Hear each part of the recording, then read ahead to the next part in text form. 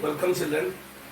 I am here with yet another topic of continuation of chapter 1, part 1. In previous note, I was discussing about development of resources, and there I discussed that how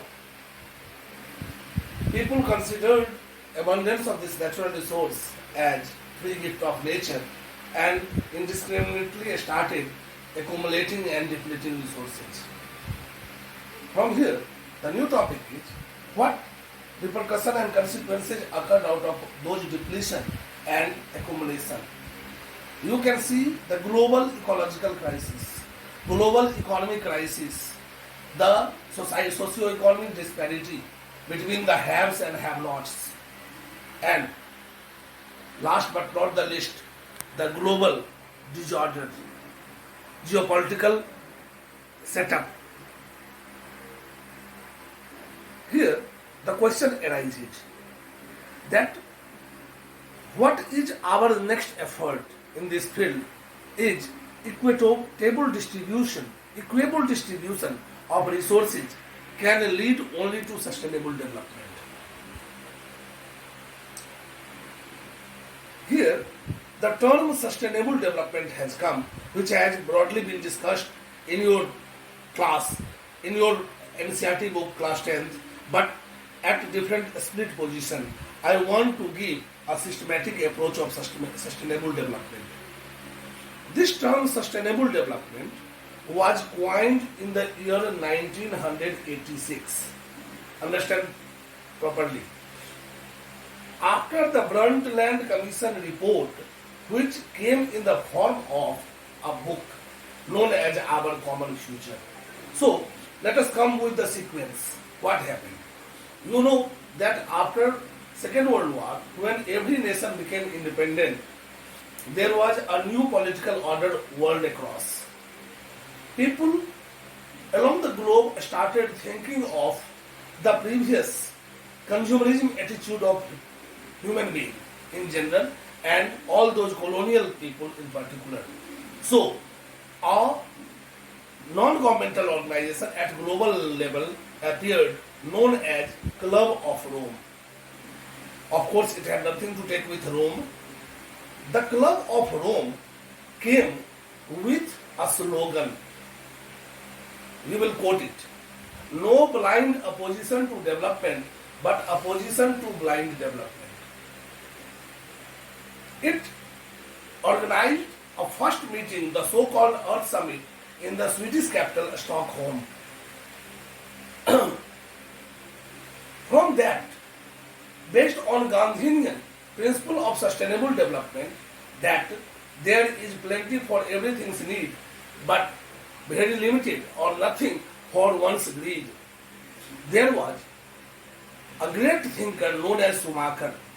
Schumacher came with a book known as, he wrote a book known as A Small is Beautiful.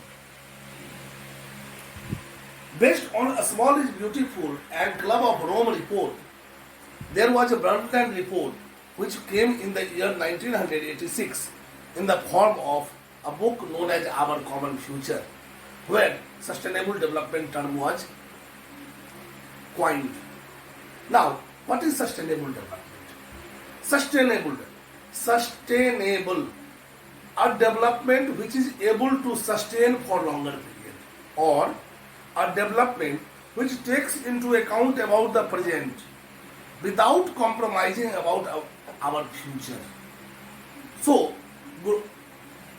with global ecological balance, we can think of sustainable development. In continuous with that Brundtland report and Our Common Future, in the year 1992, the first Earth Summit was held in one of the important city of Brazil known as Rio de Janeiro. That is called as Rio Summit. In that Rio Earth Summit, 100 head of the states, important points are there, 100 head of the states attended that. and it was convened with the urgent meeting to address some of the problems. What were those problems? There were two problems. Environmental damages due to mass scale emission, carbon emission in general, and other emission effluents in particular, like emission of suspended particulate matter, etc.